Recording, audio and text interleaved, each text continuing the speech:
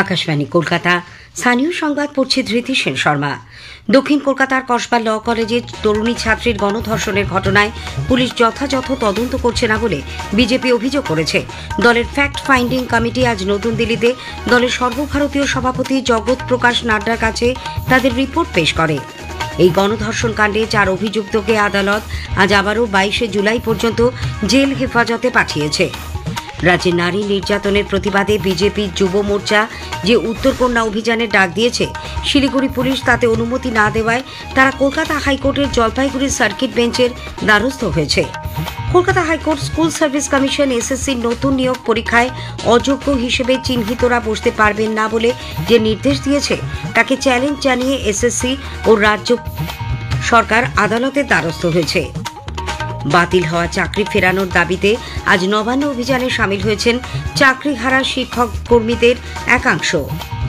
শ্রমকোড বাতিল, কর্মসংস্থান, শ্রমিকদের মজুরি বৃদ্ধি সহ 17 দফা দাবিতে শ্রমিক সংগঠন ও শিল্প ফেডারেশনগুলি আগামীকাল দেশ জুড়ে ধর্মঘটের ডাক দিয়েছে।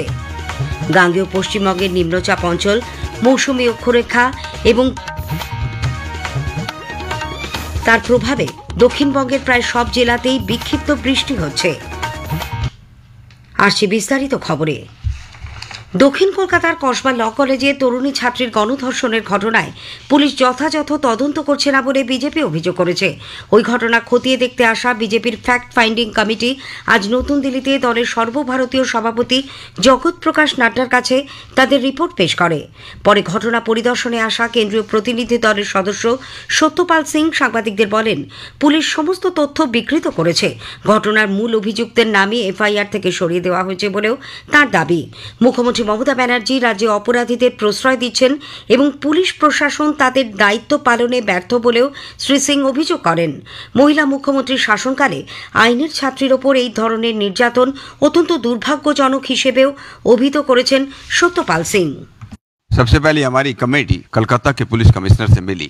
मैंने जिंदगी में पहली बार एक ऐसा केस देखा, एफआईआर रजिस्टर हुई लड़की के हाथ की कंप्लेंट है, शिकायत है, और उसमें उन्होंने एक्यूज के बारे में, आरोपियों के बारे में जो नाम लिखे और पुलिस ने इरेज करने के बाद उसकी जगह कहीं जे लिख दिया, कहीं एम लिख दिया, कहीं एम लिख दिया। पहली बार मैंने देखा जो एफआईआर को बदल दें, मूल दस्तावेज को बदल दें। क्या उन लोगों से हम उम्मीद कर सकते हैं कि पीड़िता को न्याय मिलेगा? উল্লেখ্য, বিজেপির 4 সদস্যের কমিটি তাদের রিপোর্টে নিরপেক্ষ বিচার বিভাগীয় তদন্তের সুপারিশ করেছে। রিপোর্টে আরও বলা হয়েছে, এই ঘটনায় তথ্য গোপন করতে কিংবা কোনো প্রভাবশালীকে বাঁচাতে অভিযুক্তদের নাম না লিখে শুধুমাত্র তাদের নামের অধ্যক্ষ লেখা হয়েছে। এই নিয়ে কলকাতা পুলিশ কমিশনারকে প্রশ্ন করা হলেও তিনি কোনো সঠিক উত্তর দিতে পারেননি। প্রকৃত সত্য যাতে প্রকাশে না আসে তার জন্য তড়িঘড়ি কলেজের নিরাপত্তারক্ষীকে গ্রেপ্তার করা হয়েছে। কলেজের গভর্নিং বডি এই ঘটনার সঙ্গে সরাসরি জড়িত এবং বিধায়ক অশোক দেব মূল অভিযুক্ত সম্পর্কে যাবতীয় বিষয় জানা সত্ত্বেও তাকে অস্থায়ী পদে নিয়োগ করেছেন। নির্যাতিতা ও তার পরিবারের সঙ্গে দেখা না করতে দেওয়ার জন্য পুলিশ সব ধরনের চেষ্টা চালিয়েছে। উল্লেখ্য, সত্যপাল সিং ছাড়াও কমিটিতে ছিলেন মীনাক্ষী লেখি, বিপ্লব দেব ও মনন কুমার মিশ্র।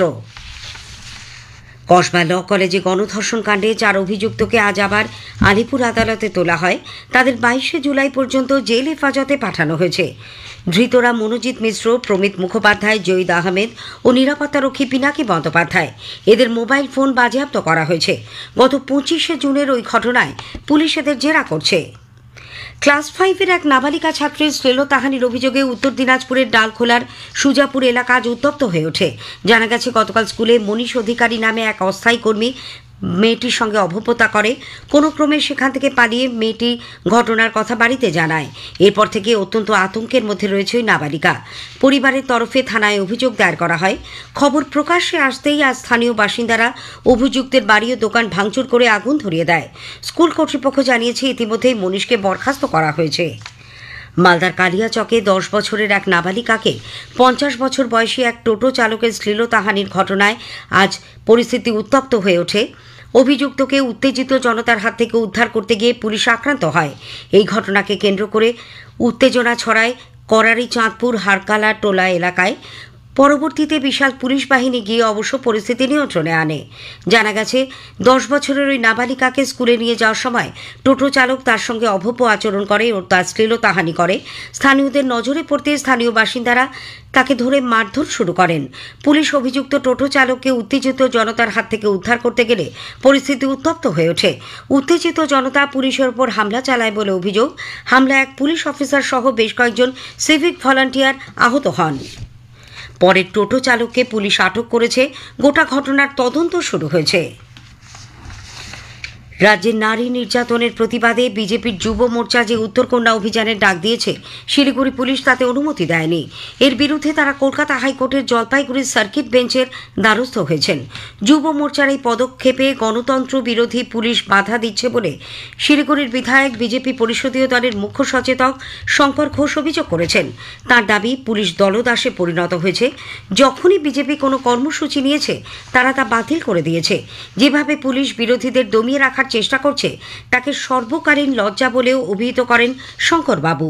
21শে জুলাই উত্তরকন্যা চলো ভারতীয় জনতা যুব মোর্চার ডাকে সেটা হবে। কন্যা সুরক্ষার দাবিতে ইতিমধ্যে বিরোধী দলনেতা ডক্টর ইন্দ্রনীল খার উপস্থিতিতে কসবায় এই অভিযানের ডাক দিয়েছে। পুলিশের বড় অফিসাররা তাদের মেরুদণ্ড তারা জমা দিয়ে রেখেছেন, ফলে তারা অনুমতি দেন তৃণমূলের দুষ্কৃতীদেরকে রাজ্য জুড়ে দাপিয়ে বেড়াতে, কিন্তু বিরোধীদের প্রতিবাদ করবার অনুমতি নেই। অভয়াকাণ্ডের 1 বছর পর ফের একবার রাতভর প্রতিবাদ কর্মসূচির ডাক দিয়েছে West Bengal junior doctors front. আজ এক সাংবাদিক বৈঠকে ফ্রন্টের সদস্য ডক্টর দেবাশিস হালদার, অনিকেত মাহাতো সহ অন্যরা জানান, আগামী 8ই আগস্ট রাত 12টা থেকে পরদিন ভোর 4টে পর্যন্ত রাস্তায় থাকবেন তারা। দেবাশিস জানান, 9ই আগস্ট সকালে ক্রাই অফ আওয়ারের সামনে জমায়েত হবেন তারা। অভয়াকাণ্ডের নির্যাতনের ঘটনা রাজ্যবাসী ভোলেননি বলে মন্তব্য করেন তিনি। স্পটলাইটে আলোচনার এবারের বিষয় অ্যাক্সিয়াম ফরমেশন। শুনবেন আজ রাত 8:30টায় সঞ্চয়িতা প্রচার তরঙ্গ এবং আকাশবাণী সংবাদের সোশ্যাল মিডিয়া প্ল্যাটফর্মে। এতে অংশ নিয়েছেন ইন্ডিয়ান সেন্টার ফর স্পেস ফিজিক্সের ডিরেক্টর অধ্যাপক সন্দীপ চক্রবর্তী। কথা বলেছেন কল্যাণ লাহা। স্থানীয় সংবাদ শুনছেন আকাশবাণী কলকাতা কেন্দ্র থেকে। Kolkata high court school service commission এসএসসির নতুন নিয়োগ পরীক্ষায় অযোগ্য হিসেবে চিহ্নিতরা বসতে পারবে না বলে যে নির্দেশ দিয়েছে তাকে চ্যালেঞ্জ জানিয়ে এসএসসি ও রাজ্য আদালতে দ্বারস্থ হয়েছে। বিচারপতি সৌমেন সেনের ডিভিশন বেঞ্চ আজ এ ব্যাপারে মামলা দায়েরের অনুমতি দিয়েছে। আগামীকাল শুনানির সম্ভাবনা। উল্লেখ্য, সুপ্রিম কোর্টের নির্দেশ অনুসারে জারি হওয়া এসএসসির নতুন বিজ্ঞপ্তিকে চ্যালেঞ্জ জানিয়ে দাখিল আবেদনের শুনানি গ্রহণ করে বিচারপতি সৌগত ভট্টাচার্য গতকাল জানান, অযোগ্য হিসেবে চিহ্নিতরা পরীক্ষা বসতে পারবেন না। এদিকে 2016 সালের নিয়োগ প্রক্রিয়া নিয়ে রাজ্য শিক্ষা দপ্তরের জারি করা নতুন বিজ্ঞপ্তিকে ডিভিশন বেঞ্চে চ্যালেঞ্জ জানিয়েছে যোগ্য চাকরি প্রার্থীদের একাংশ। এর আগে কলকাতা হাইকোর্টের সিঙ্গল বেঞ্চে 4টি দাবি জানিয়ে তারা আবেদন করেন। তার মধ্যে অযোগ্য প্রার্থীদের পরীক্ষায় না বসার নির্দেশ দেওয়া হলেও নতুন রুল জারি করে সংশ্লিষ্ট বিজ্ঞপ্তি বাতিল, যোগ্যদের বয়স ছাড় এবং অভিজ্ঞতার জন্য অতিরিক্ত 10 নম্বর দেওয়ার বিষয়টি খারিজ করার দাবিগুলিতে সিঙ্গল বেঞ্চ কোনো নির্দেশ দেয়নি।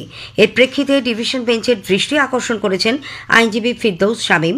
2 বিচারপতি সৌমেন সেন ও স্মিতা দাসদের ডিভিশন বেঞ্চে আগামীকাল মামলাটি শুনানির সম্ভাবনা। সুপ্রিম কোর্টের নির্দেশে বাতিল হয়ে যাওয়া চাকরি ফেরানোর দাবিতে আজ নবান্ন অভিযানে সামিল হয়েছেন চাকরিহারা শিক্ষাকর্মীদের একাংশ।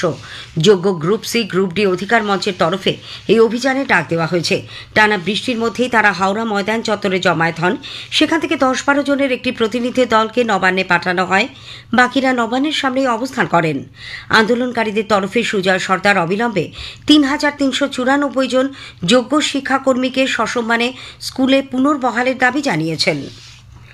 রাজ্য ও কলকাতা পুলিশের অতি সক্রিয়তার বিরুদ্ধে কেন্দ্রীয় প্রতিমন্ত্রী সুকান্ত মজুমদারের দায়ের করা মামলায় হলফনামা দিয়ে নিজেদের বক্তব্য জানাতে রাজ্য সময় চেয়েছে। এই মামলার শুনানিতে রাজ্যের তরফে অ্যাডভোকেট জেনারেল কিশোর দত্ত বলেছেন, সুকান্ত মজুমদার কোথাও যাওয়ার অনুমতি চাইলেও তা দেওয়া হয়নি। এমন উদাহরণ আগে আদালতে দাখিল করা প্রয়োজন। তবে বিচারপতি তীর্থঙ্কর ঘোষ এ ধরনের ঘটনা ভবিষ্যতে যাতে না ঘটে কিশোর দত্তকে তা দেখতে বলেন। তার পর্যবেক্ষণ একজন রাজনীতিক ও কেন্দ্রীয় প্রতিমন্ত্রীর অভিযোগ অত্যন্ত বিড়ম্বনার। সুকান্ত মজুমদার বিচারপতি তীর্থঙ্কর ঘোষের এই পর্যবেক্ষণকে স্বাগত জানিয়েছেন। শ্রমকোট বাতিল, কর্মসংস্থান, শ্রমিকদের মজুরি বৃদ্ধি সহ 17 দফা দাবিতে শ্রমিক সংগঠন এবং শিল্প ফেডারেশনগুলি আগামীকাল দেশজুড়ে সাধারণ ধর্মঘটের ডাক দিয়েছে। এসএফআই, আইসা, এআইএসএফ, পিএসইউ সহ বামপন্থী 5টি ছাত্র সংগঠন ধর্মঘটকে সমর্থন জানিয়েছে। ধর্মঘটে সামিল হচ্ছে বিভিন্ন ব্যাংকের শ্রমিক সংগঠনগুলিও। এদিকে আগামীকাল অর্থ দপ্তর থেকে জারি করা এক বিজ্ঞপ্তিতে সমস্ত সরকারি কর্মীদের ছুটি বাতিল করা হয়েছে। গাঙ্গেয় পশ্চিমবঙ্গের সৃষ্ট নিম্নচাপ অঞ্চল, তার উপর দিয়ে বিস্তৃত মৌসুমী অক্ষরেখা এবং গুজরাট থেকে দক্ষিণ ওড়িশা পর্যন্ত বিস্তৃত পূর্ব পশ্চিম অক্ষরেখার প্রভাবে দক্ষিণবঙ্গের প্রায় সব জেলাতেই বিক্ষিপ্তভাবে বৃষ্টি হচ্ছে। আবহাওয়া দপ্তরের পূর্বাঞ্চলীয় প্রধান ডক্টর সোমনাথ দত্ত জানিয়েছেন, আজও আগামীকাল দুদিন দক্ষিণবঙ্গের জেলাগুলিতে মাঝারি থেকে ভারী বৃষ্টির সম্ভাবনা। শেষ করার আগে স্থানীয় সংবাদের বিশেষ কিছু অংশ আরও একবার। দক্ষিণ কলকাতার কসবা ল কলেজে তরুণী ছাত্রীর গণধর্ষণের ঘটনায় পুলিশ যথাযথ তদন্ত করছে না বলে বিজেপি অভিযোগ করেছে। স্থানীয় সংবাদ শেষ হল। পরের খবর 8টা 10-এ।